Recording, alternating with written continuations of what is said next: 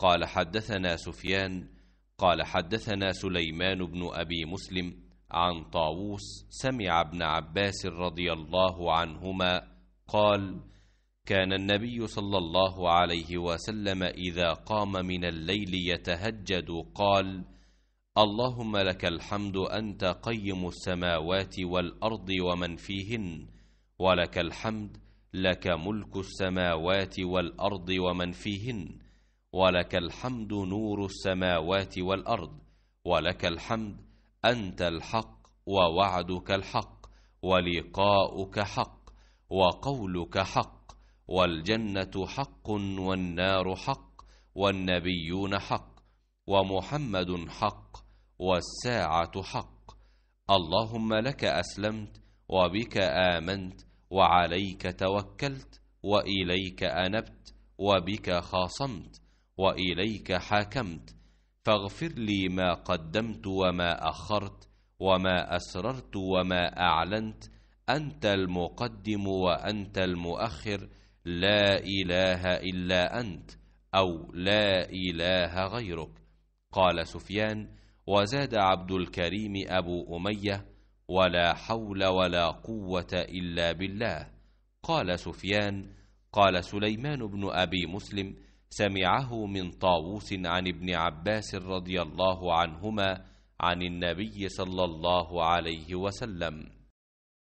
سلیمان بن ابی مسلم نے بیان کیا، ان سے طاووس نے، اور انہوں نے ابن عباس رضی اللہ عنہ سے سنا کہ رسول اللہ صلی اللہ علیہ وسلم جب رات میں تہجد کے لیے کھڑے ہوتے تو یہ دعا پڑھتے، جس کا ترجمہ یہ ہے: اے میرے اللہ، ہر طرح کی تعریف تیرے ہی لیے زیبا ہے، تو آسمان اور زمین اور ان میں رہنے والی تمام مخلوق کا سنبھالنے والا ہے، اور حمد تمام کی تمام بس تیرے ہی لیے مناسب ہے۔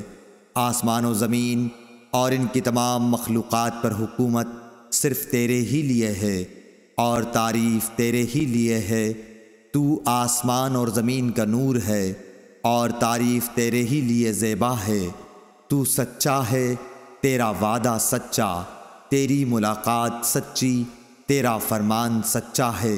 جنت سچ ہے، دوزخ سچ ہے، انبیاء سچے ہیں، محمد صلی اللہ علیہ وسلم سچے ہیں، اور قیامت کا ہونا سچ ہے۔ اے میرے اللہ، میں تیرا ہی فرما بردار ہوں اور تجھی پر ایمان رکھتا ہوں، تجھی پر بھروسہ ہے، تیری ہی طرف رجوع کرتا ہوں، تیرے ہی عطا کیے ہوئے دلائل کے ذریعے بحث کرتا ہوں اور تجھی کو حکم بناتا ہوں۔ پس جو خطائیں مجھ سے پہلے ہوئیں اور جو بعد میں ہوں گی، ان سب کی مغفرت فرما، خواہ وہ ظاہر ہوئی ہوں یا پوشیدہ۔ آگے کرنے والا اور پیچھے رکھنے والا تو ہی ہے، معبود صرف تو ہی ہے، یا یہ کہا کہ تیرے سوا کوئی معبود نہیں۔ ابو سفیان نے بیان کیا کہ عبد الکریم ابو امیہ نے اس دعا میں یہ زیادتی کی ہے: لا حول ولا قوت الا باللہ۔ سفیان نے بیان کیا کہ سلیمان بن مسلم نے طاووس سے یہ حدیث سنی تھی، انہوں نے حضرت عبداللہ بن عباس رضی اللہ عنہ سے، اور انہوں نے نبی کریم صلی اللہ علیہ وسلم سے۔